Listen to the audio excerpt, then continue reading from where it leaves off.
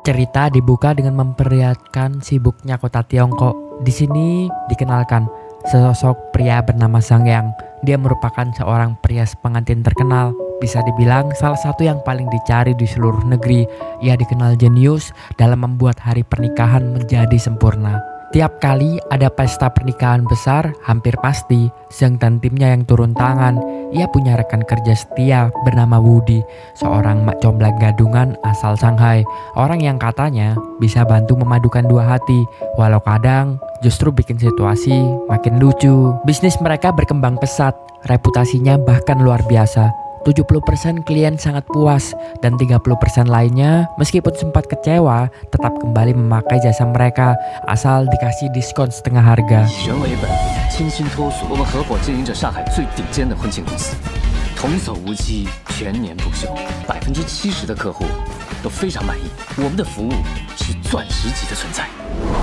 Dari luar, hidup Zhang memang terlihat bahagia. Ia menyukai pekerjaannya karena setiap kali melihat orang menikah, seolah ia bisa ikut merasakan kebahagiaan yang belum tentu ia bisa miliki sendiri.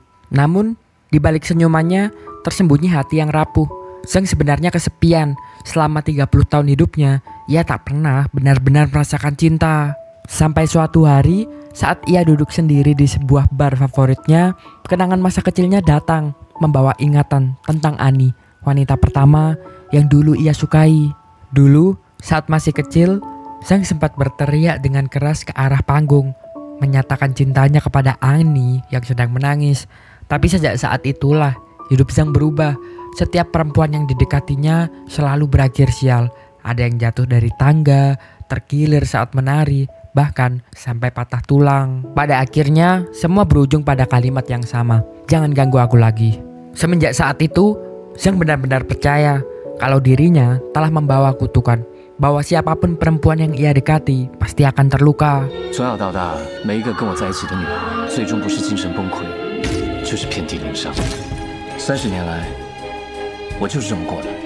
You leave me alone. 你离我远一点。你离我远点儿。 Waktu pun terus berjalan sampai Zhang dewasa sekarang. Namun tetap saja luka lama itu belum sembuh. Sampai suatu hari, Zhang melakukan chat dengan salah satu kliennya yang sudah 3 tahun gagal menikah karena calon pengantinnya katanya selalu menghilang di hari H. Zhang awalnya menolak, takut pernikahan yang ia tangani kali ini pun akan gagal juga. Tetapi cewek itu terus bersikeras. Ia meyakinkan kalau kali ini semuanya akan berjalan sebagaimana mestinya. Pada akhirnya, hati Zhang pun luluh. Ia meminta kliennya untuk mengirimkan foto calon pengantin prianya. Namun tak lama setelah itu, sebuah kenyataan pahit terungkap. Pria yang seharusnya menikah dengan kliennya ini ternyata justru akan menikah dengan wanita lain. Zhang bimbang antara dia menyelamatkan si wanita dengan mengirim fotonya atau dia diam saja karena itu masalah orang. Dia tak ingin ikut campur. Setelah berpikir, akhirnya dia pun sempat mengirimkan fotonya, tetapi langsung di-unsend 3 detik setelahnya. Ia memilih menyerahkan semuanya pada takdir saja. Oh, 真的假的？看来他真的不知道自己的小王子已经成了别人的新郎。一边是良心，一边是生意，怎么办？要不要看到？就看天意了。 Namun, takdir ternyata punya cara unik untuk mempermainkan manusia. Si cewek ternyata sempat membaca pesan tersebut. Bahkan di hari pernikahan, ia datang lebih awal. Tetapi tetap salah tanggal. Yang seharusnya pesta pernikahan berlangsung di tanggal 8 bulan 9, ia malah datang di tanggal 8 bulan 8. Ia mengacau di pesta pernikahan orang lain. Saat itu, ia mabuk, merusak dekorasi, bahkan muntah ke seluruh ruangan. Keesokan paginya, Zhang terkaget karena dia menemukan wanita ini tertidur di sofa hanya dengan selimut saja di tubuhnya. Saat dibangunkan, wanita ini malah menuduh kalau Zhang berniat untuk melecehkannya. Tentu di situ Zhang mencoba untuk menjelaskan semuanya. Ia bahkan menunjukkan bukti berupa rekaman CCTV supaya wanita ini bisa percaya.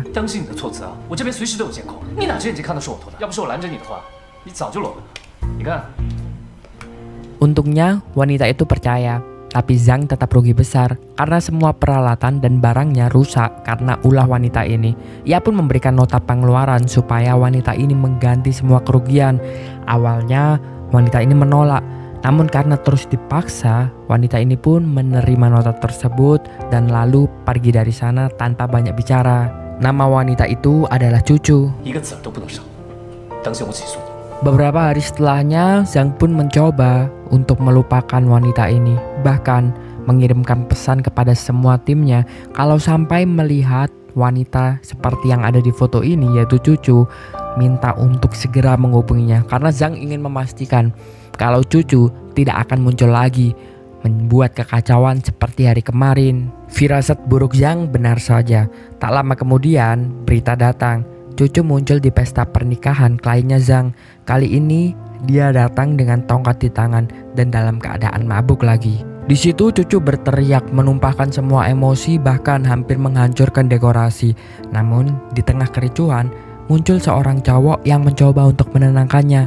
Ternyata cowok itu adalah calon suaminya sendiri. Cucu menangis sementara keluarga pria itu memohon-mohon padanya agar mengerti. Sang bibi bahkan berlutut dan bilang, dalam keluarga miskin, cinta saja nggak cukup. Tanpa uang, kebahagiaan sulit untuk bertahan. Ucapan itu menampar hatinya Cucu. Ia sadar, pria yang ia cintai selama 10 tahun ini hanya mementingkan uang saja, bukan perasaan.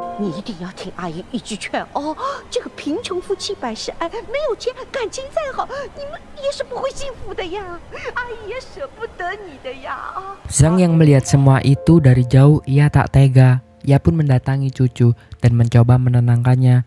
Jangan buat kekacauan lagi, kata Zhang. Pernikahan ini mahal. Kalau rusak, kau gak akan bisa ganti semuanya.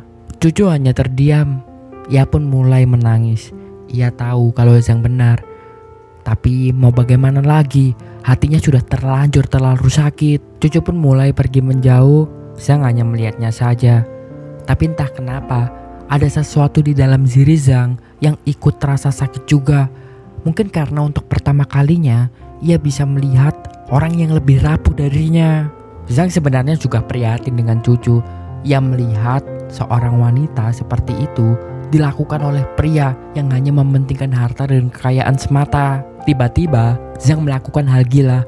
Saat pernikahan dimulai, ia masuk ke kerumunan menggunakan mikrofon dan menyuruh pesta pernikahan itu untuk segera dihentikan.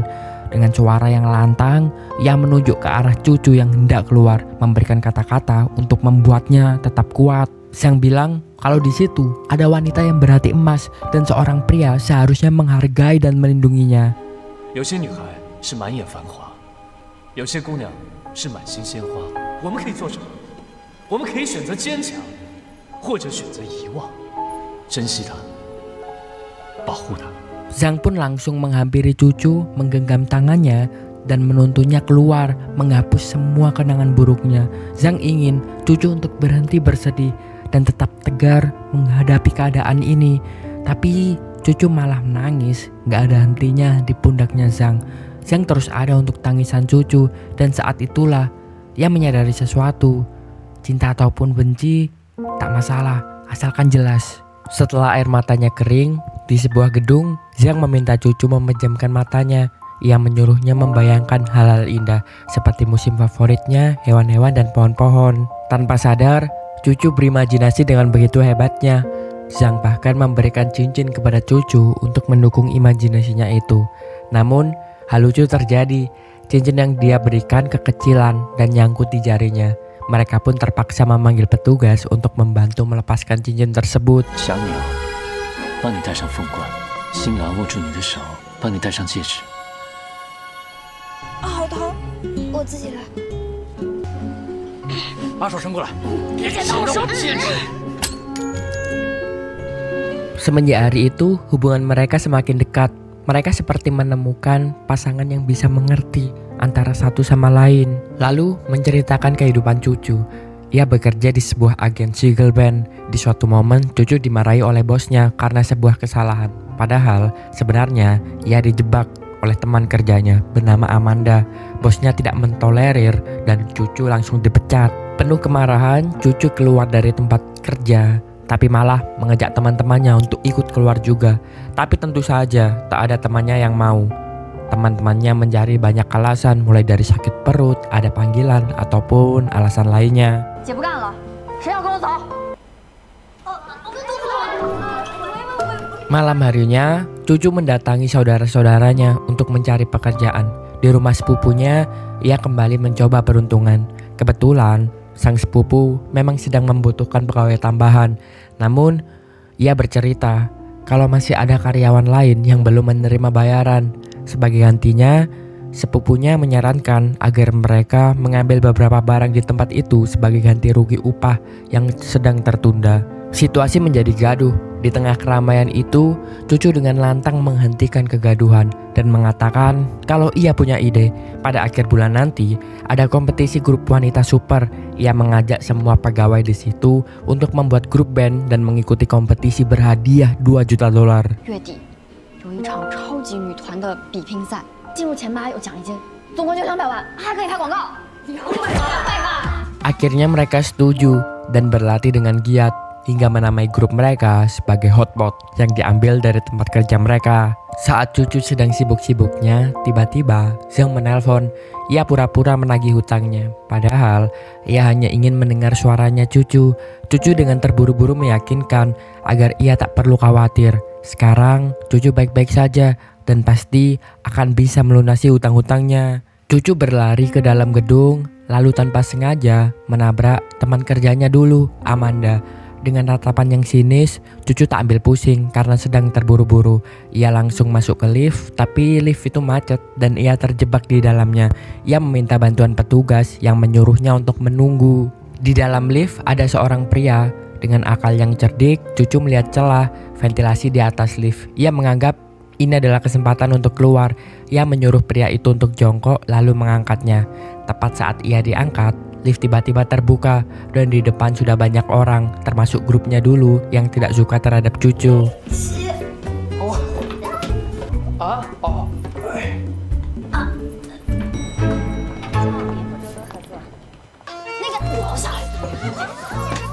Situasi itu membuat Cucu malu dan canggung. Para gadis itu memfotonya dan ingin mempermalukannya di media sosial.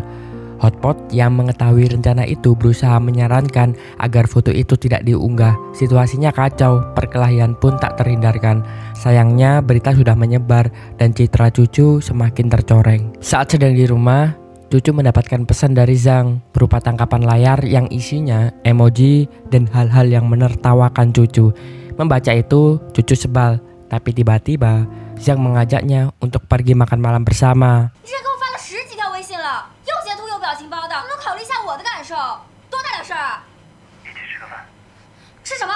Di tempat makan, Zhang menyuruh Cucu memilih menu apapun yang Cucu suka. Karena itulah Cucu memesan sangat banyak, mulai dari sup ayam, lobster, dan yang lain-lainnya. Meskipun saat itu banyak kejadian kacau yang disebabkan oleh beberapa penari di restoran itu, mereka tetap melanjutkan dan menyelesaikan makan malamnya itu.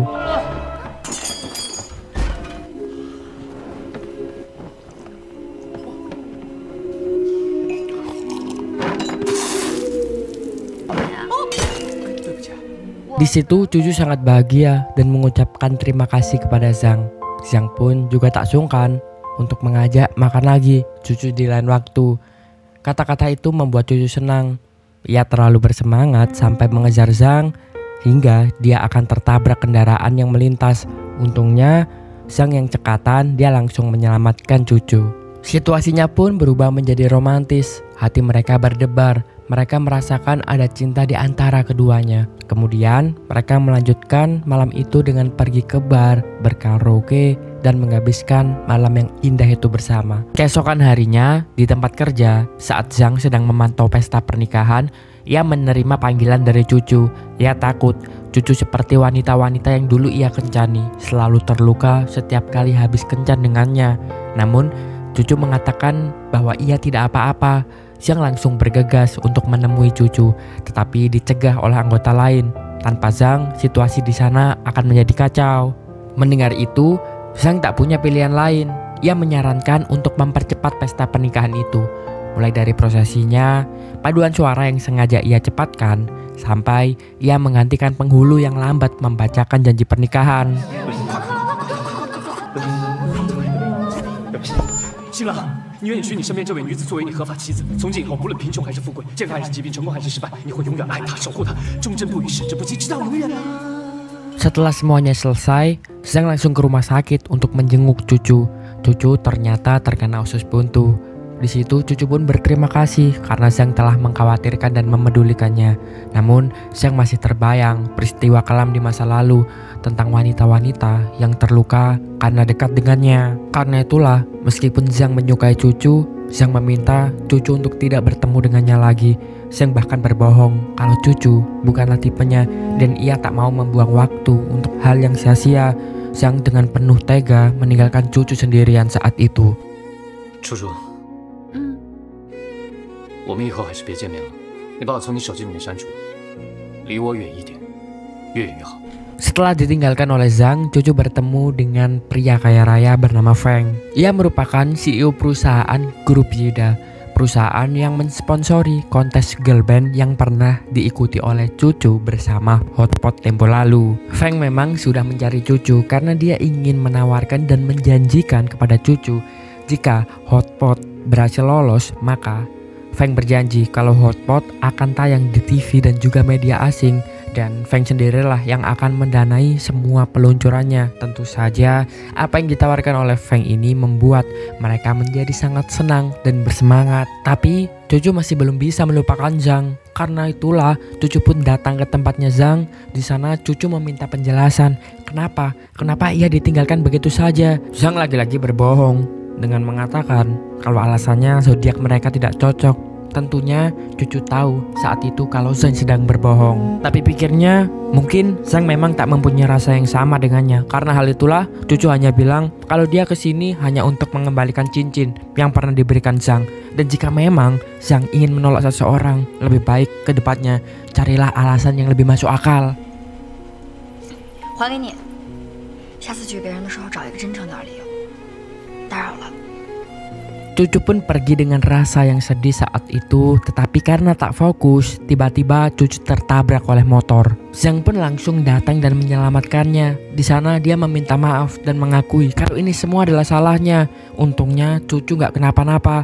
Hal itu membuat Zhang lega dan ia langsung menjelaskan, "Apa kau tahu, terlibat denganku akan mendatangkan kesialan." Cucu dengan yakin membalas, "Siapa yang kamu takut-takuti? Aku gak takut dengan hal-hal seperti ini."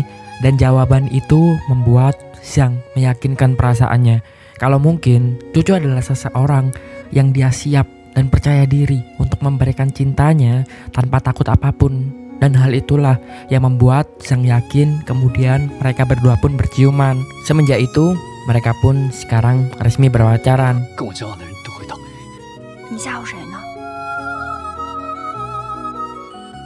Beberapa hari kemudian Zhang mengajak cucu menemui kedua orang tuanya. Ini adalah kali pertama Zhang membawa seorang wanita pulang ke rumah. Ayah dan ibunya Zhang terlihat tegang, seakan takut hal buruk menimpa cucu seperti wanita-wanita sebelumnya. Mereka bahkan memakaikan helm pada Zhang dan cucu, takut kalau terjadi apa-apa. Ibu Zhang tidak mengizinkan cucu membantu di dapur, khawatir sesuatu yang tidak diinginkan terjadi. Tak lama kemudian ayah Zhang pulang. Begitu melihat cucu, ia langsung menempelkan selembar kertas doa di dahinya. Takut cucu akan mengalami nasib yang sama seperti wanita sebelumnya. Namun perlahan suasana mencair. Ibu Zhang memuji cucu, katanya ia adalah gadis yang sopan, dibesarkan dengan baik, pandai memasak, dan yang terpenting tulus mencintai Zhang. 未雨绸缪啊！哎，你先带上吧。数开了，数开了。我来，阿姨，我帮你切菜。哎，不用，这个危险。伯父你好。哦。 Saat mereka asik ngobrol, cucu tiba-tiba menghilang. Ternyata ia pergi ke dapur untuk langsung memasak. Setelah masakannya selesai, ayah dan ibu Zhang memuji kalau masakannya luar biasa enak. Cucu tersenyum, berkata ia hanya memakai bahan-bahan seadanya. Setelah semuanya seakan terlihat baik-baik saja, tidak diduga ternyata kura-kura kesayangannya ayah Zhang itu ikut termasak. Dan tentunya di situ ayahnya Zhang menjadi begitu sedih ketika melihat kura-kura kesayangannya tak lagi bernyawa. 吉利最喜欢吃鸡肉，找2个鸡胸肉，我把吉利找出来啊！吉利哦，不用找了，在这里。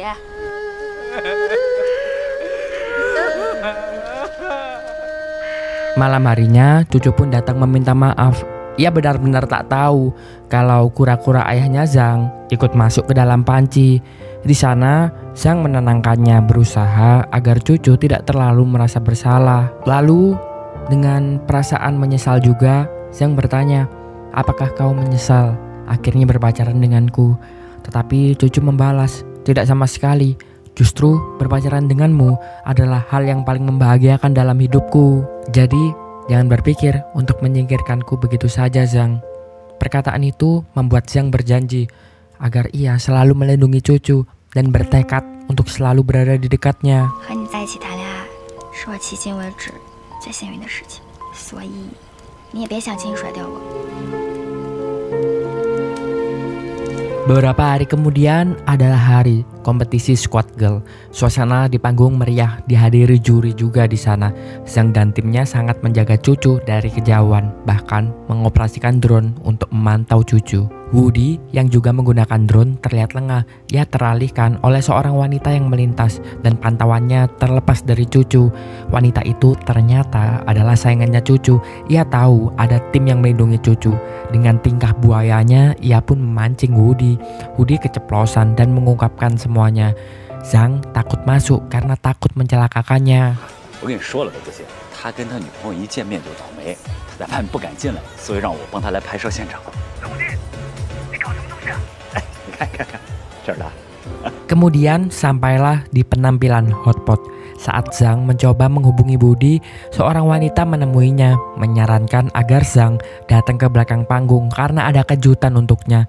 Awalnya Zhang ragu, tapi akhirnya ia menerimanya dan datang ke sana. Benar saja, sesuai firasatnya, kejadian buruk pun terjadi. Saat cucu sedang mengontrol audio, Zhang mengetuknya dari belakang dan menumpahkan kopi ke atas audio kontrol sampai audionya error. Suasananya pun menjadi kacau di sana, semuanya panik, audionya juga rusak. Tentu itu mengganggu penampilan yang ada di panggung.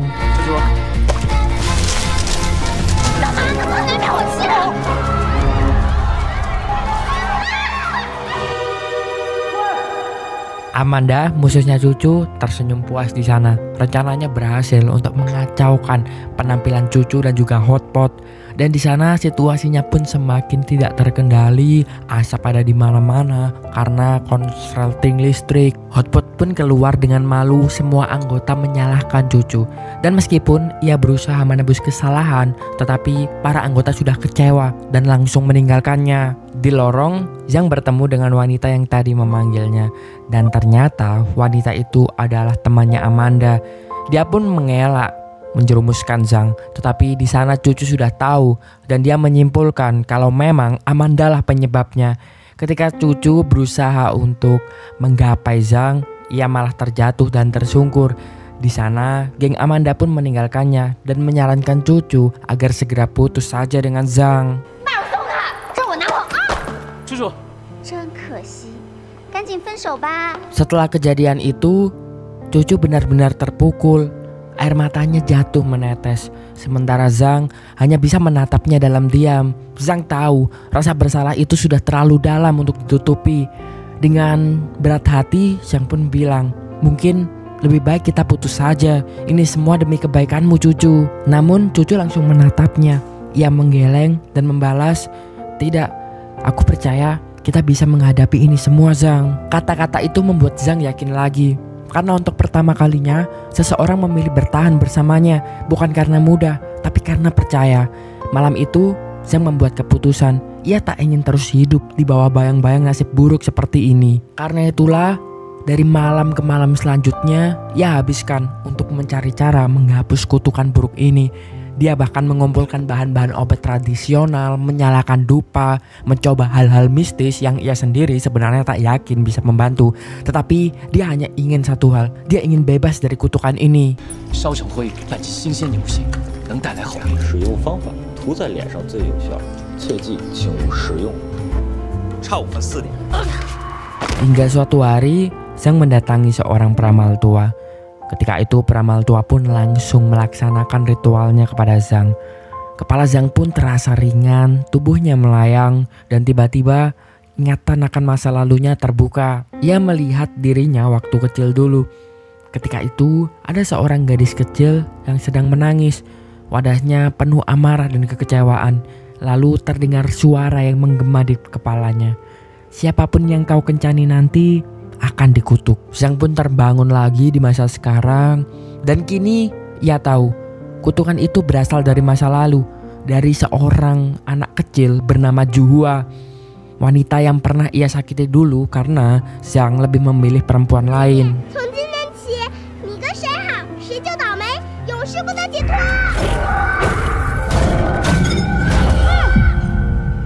Tanpa menunda-nunda, Zhang langsung menelusuri masa lalunya itu. Ia kembali ke sekolah lamanya, mencari nama Juhua yang sudah lama hilang dari ingatannya. Dan di sanalah ia menemukan fakta mengejutkan kalau ternyata Juhua, wanita yang menjadi penyebab terkutuknya dia, itu adalah Amanda, manajer girl band yang terkenal, sekaligus musuh bebuyutan Cucu selama ini. Setelah mengetahui hal itu, Zhang langsung menemui Amanda. Di sana dia memberitahu kalau dia adalah Yang, teman Amanda ketika kecil dulu, dan dia meminta maaf atas apa yang dilakukannya di masa lalu. Setelah mendengar semuanya, Amanda hanya membalas, "Kalau aku tidak mengutukmu Zhang, justru kaulah yang mengutuk hidupku. Aku sudah menikah 6 kali dan semuanya gagal. Kata orang, hanya pernikahan ke-7 yang akan berhasil. Jadi, jika kau ingin meminta maafku, mungkin menikahlah saja denganku Zhang." Mendengar itu, Zhang tentu saja bingung karena dia tak tahu apa yang harus dia lakukan. Apakah dia mau menerima permintaan itu atau dia kehilangan harapan untuk menghapus kutukannya selama ini. 那我跟你讲啊，我杀几个人很重啊，跟我在一起的女生都没有好结果的。娶我的男人也都没有好下场。我真的觉得我们俩是天生一对呢。想都别想。 Malam harinya, Zhang hanya bisa merenungi semuanya sampai tiba-tiba Cucu menelponnya. Di situ Zhang mulai cerita tentang semuanya. Dia bilang kalau sepertinya dia sudah tahu cara untuk mengakhiri kutukan ini. Tetapi masalahnya akan ada ujian yang akan dihadapi Cucu jika memang Zhang menyelesaikan kutukan ini. Cucu pun bertanya, memangnya apa ujian itu? Sebenarnya di sana Zhang ingin jujur, ingin mengatakan semuanya, tapi lidahnya keluh. Akhirnya ia memilih menutup teleponnya dengan alasan mengantuk, meninggalkan Cucu dalam keadaan bertanya-tanya.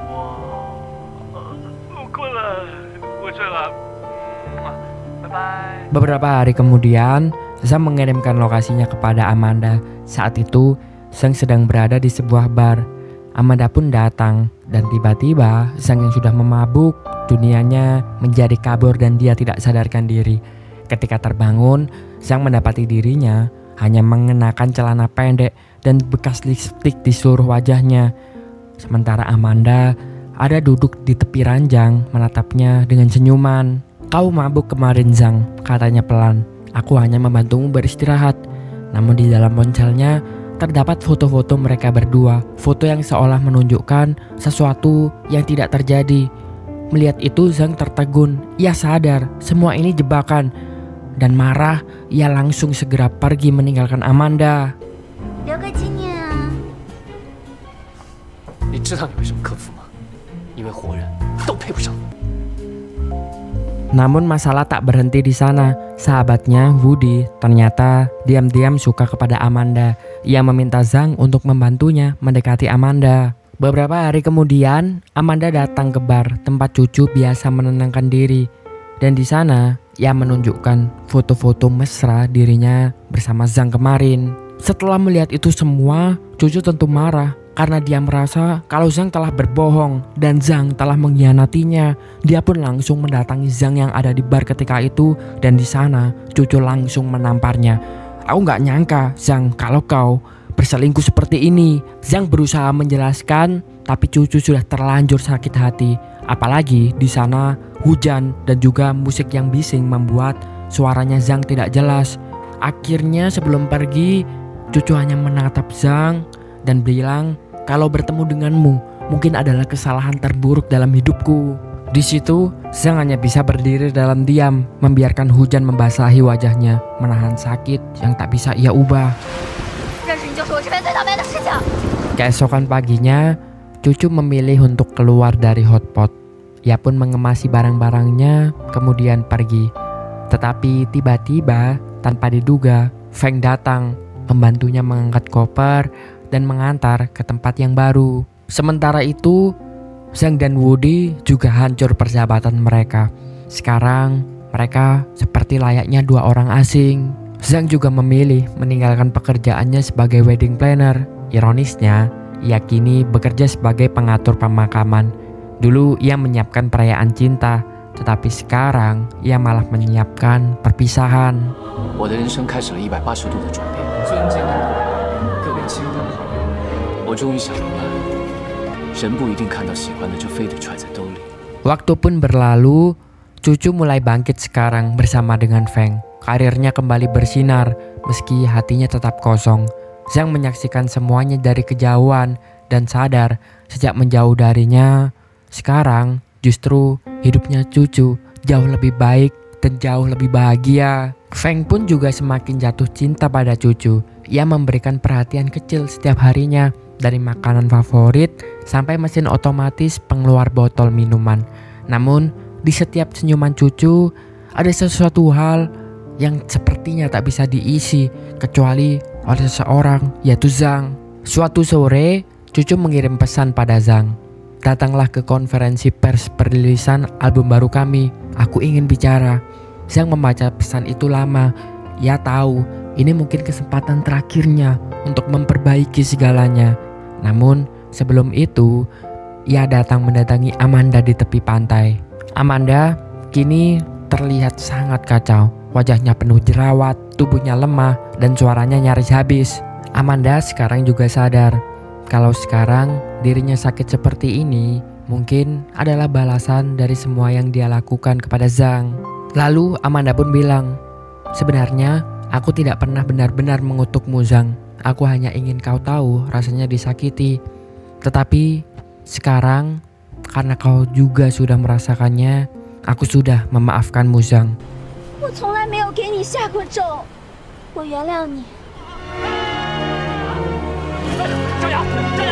Setelah mendengar itu, Zhang pun sekarang merasa kalau saja mungkin kutukan membawa dampak buruk itu sudah hilang. Karena hal itulah dia ingin segera menemui Cucu dan memperbaiki segalanya. Dia tak ingin kehilangan Cucu. Tapi ketika Zhang akan pergi menemui Cucu, tiba-tiba sebuah mobil melaju kencang dan menabrak Zhang dari arah yang berlawanan. Di tempat lain, konferensi pers untuk launching album baru Hotspot pun digelar. Situasi sangat ramai dan dihadiri tokoh penting. Feng juga datang di sana memberikan selamat kepada Cucu. Kembali ke Zhang lagi, dia pun dirawat di rumah sakit. Dan Amanda juga datang di sana. Amanda pun bilang kalau dia berharap Zhang kembali bersama Cucu. Karena jika tidak, Amanda akan merasa bersalah karena dialah yang menjadi penyebab retaknya hubungan mereka berdua. Selain itu, Amanda juga memberitahu kalau Feng akan berniat untuk melamar Cucu di acara interview ini. Karena itulah Zhang harus segera menemui Cucu. Setelah mendengar itu, Zhang pun seakan kembali sehat lagi tubuhnya dan dia merasa dia harus melakukan sesuatu. Karena hal itulah dia langsung bangkit dari rumah sakit dan pergi menemui Cucu.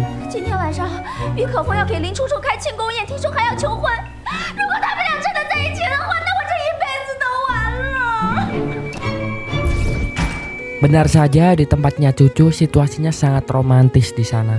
Feng dengan keberanian berusaha memberikan cincin dan melamar Cucu. Cucu sebenarnya tidak mencintai Feng, tetapi ia merasa tak enak karena telah dibantu selama ini. Yang selalu ada di hatinya Cucu adalah Zhang. Ia tak pernah berhenti memikirkan Zhang dan selalu merindukannya. Saat Feng sudah memberikan cincin dan kata-kata romantis untuk melamar Cucu, di situ Cucu pun menolak dan pergi meninggalkannya. Ia berkata ada hal yang harus ia pastikan terlebih dahulu.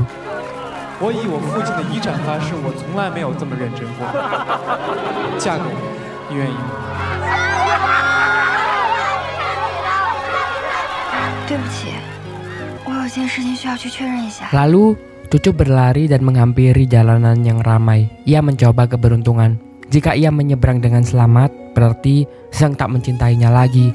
Ia pun mulai berjalan dengan menutup mata, melewati jalanan yang sangat ramai. Suara klakson pun bertubi-tubi ada di sana, tetapi tak ada satupun kendaraan yang menabrak ke arahnya. Sampai suatu momen, tiba-tiba datanglah Zhang yang langsung memeluk cucu. Awalnya ada sebuah truk yang hendak menabrak mereka. Namun dengan kekuatan cinta, truk tersebut pun melalui mereka dan mereka akhirnya selamat.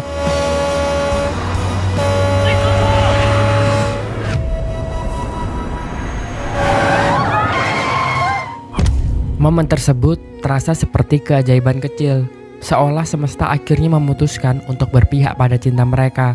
Setelah semua cobaan yang datang silih berganti, Zhang akhirnya menyadari satu hal sederhana, bahwa cinta sama seperti mekanika kuantum, tak selalu bisa dijelaskan, tetapi ia bisa dirasakan. 1 tahun kemudian, Zhang dan cucu akhirnya memutuskan untuk menikah. Mereka pun menelpon Woody dan Amanda untuk menunjukkan cincin pernikahan mereka. Momen indah itu memperlihatkan bagaimana 2 orang yang dulu dikejar nasib buruk kini justru menjadi bukti bahwa cinta bisa menyembuhkan segalanya. Mereka pun akhirnya hidup bahagia bukan karena keajaiban, tapi karena keberanian untuk terus percaya. Bahkan ketika dunia sempat membuat mereka meragu. Itulah ending dari film ini. Terima kasih sudah menonton. Jangan lupa saksikan konten selanjutnya.